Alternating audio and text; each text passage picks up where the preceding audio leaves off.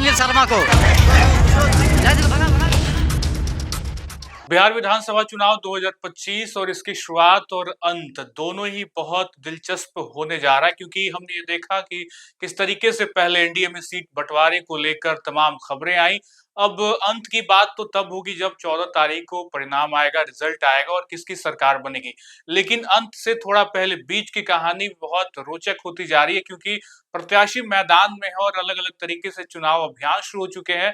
रैलियां हो रही है, मंच से संबोधन हो रहा है और मंच से एक दूसरे पे वार पलटवार का दौर चल रहा है।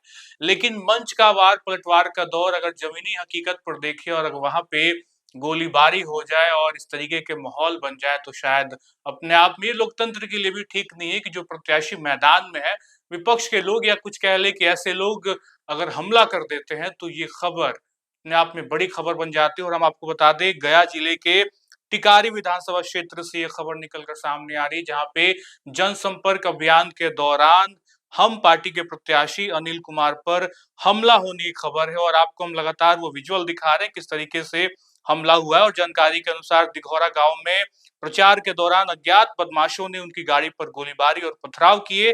हमले में अनिल कुमार के सिर में चोट आई है जानकारी के मुताबिक, और साथ साथ कई उनके जो समर्थक हैं वो भी घायल हो चुके हैं। बताया जा रहा है कि घायल घटना के दौरान उनके कई समर्थक भी घायल हुए और अचानक हुए हमले से मौके पर अफरा तफरी का माहौल पैदा हो गया। और सूचना मिलते ही पुलिस मौके पे पहुंची है, स्थिति का जायजा लिया जा रहा है और फिलहाल पुलिस ने मामले के जांच की शुरुआत कर दी है। लेकिन ये अपने आप में एक बड़ी खबर इस लोकतांत्रिक देश में, जहां आपको अपने मताधिकार का प्रयोग करने का मौका मिलता है, लेकिन मतदान के ठीक पहले प्रत्याशी पे हमला होना, ये दिखाता है किस तरीके से सामने का जो ओपोनेंट है या जो विपक्ष के लोग हैं वो नहीं चाहते कि सब कुछ ठीक हो।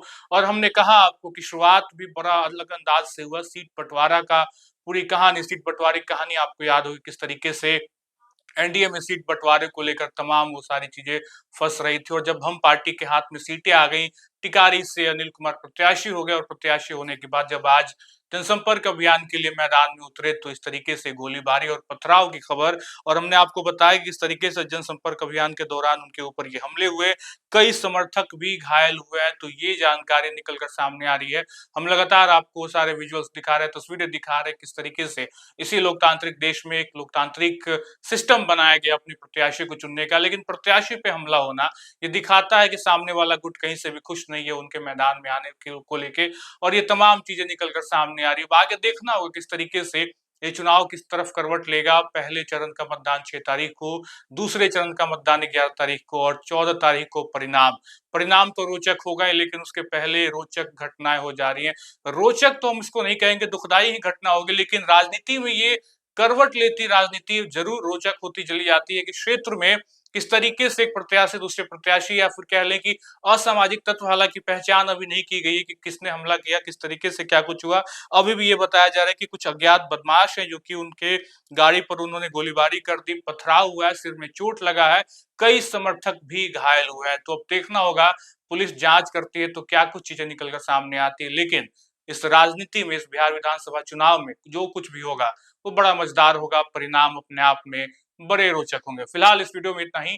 आप बने रहें लाइव सिटीज के साथ। बहुत बहुत शुक्रिया।